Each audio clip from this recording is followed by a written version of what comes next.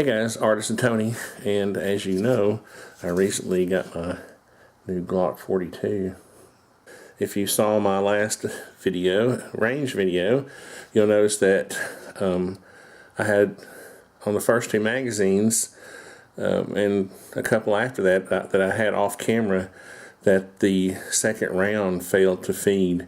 And I have a theory about that, and I'm sure it's not some, major theory, but I want to demonstrate something for you.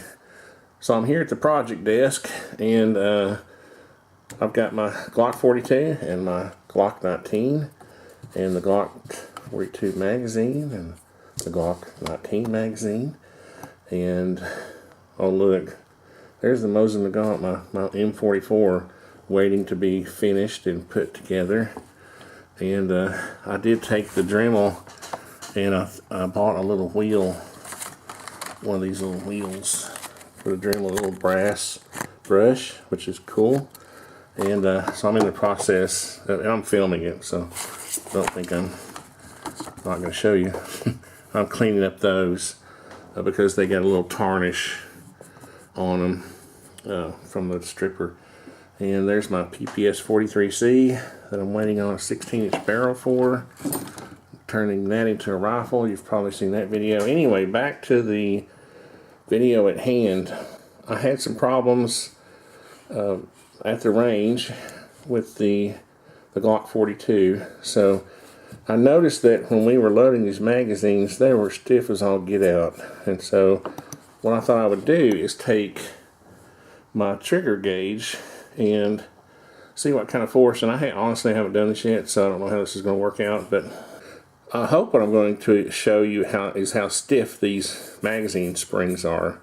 They are incredibly stiff, and I think what's happening is we're racking the first round, so the first round's going in, but the second round is so stiff that the action can't overcome it necessarily smooth enough to get it to chamber. So, and I'm not saying that on every, well, it happened 3 or 4 times with me, but as the rounds come out of the magazine, then they're easier to chamber and they start feeding, and hence that's why it shows up on the second round and not the others. What I'm going to do is start off with the Glock 19 magazine. I'm going to try to do this where you can see it, but I'll have to raise the gauge up each time like that so you can see it. So let's clear it and see we're ready. So we'll do the first one. 2.4, 2 pounds 4 ounces, 1 pound 11 ounces, 1/8. I guess you can see there. Well, then 6. 1, 2, 3, 4, 5. Okay, so I'm going to say average. 1 pound 12 ounces. Is that right? Yeah. Okay. So that's the Glock 19. So what I'm going to do now is clear that and grab the Glock 42 magazine. Get ready. I mean, I'm having a hard time getting it off. That's how stiff it is.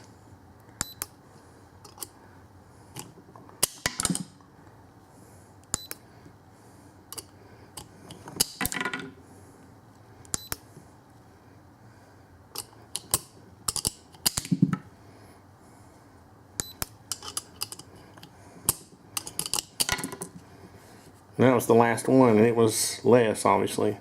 So we'll average that. 5 pounds.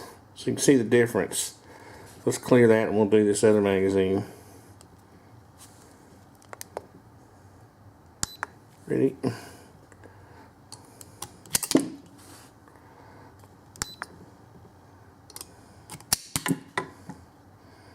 Yeah, I think this is the magazine I was using.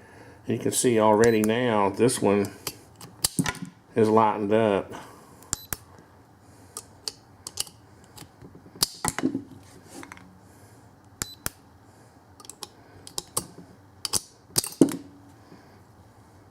And you can see they get lighter as you take off rounds.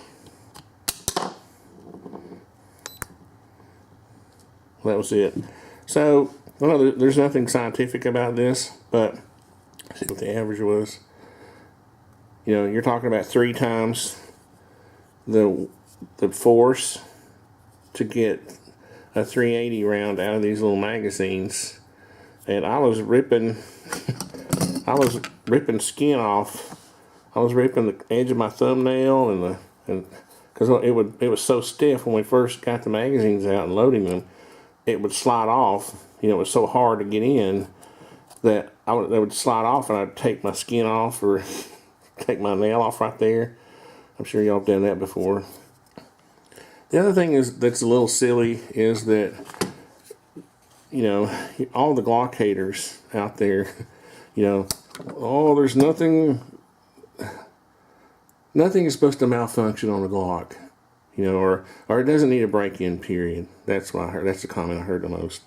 Well, just about any piece of machinery that's made will need a break-in period. Look at my Boberg. It took 500 or 600 rounds to get that sucker running smoothly. Now, the problems you saw at the range out of my Boberg were due to the ammunition I was using. It had nothing to do with the pistol. Well, had something to do with the pistol, but I had this, you know, I have a big old can of 9mm that you can see in this one magazine here that some of it's, you can see just different ammo. Where is it? Here we go.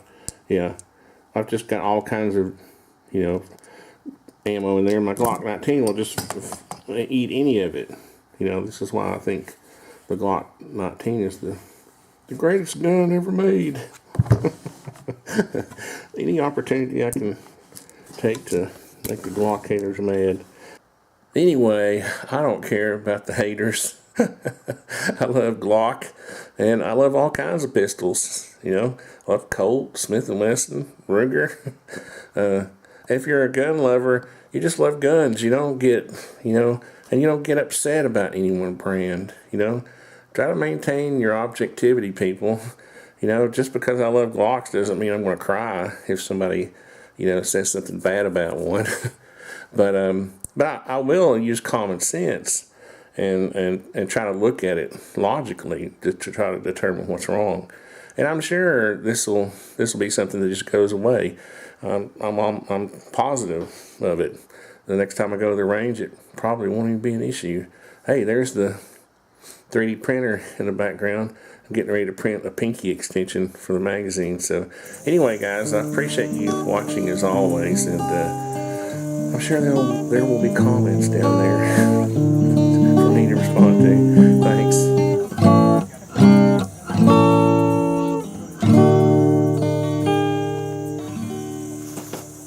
Nice.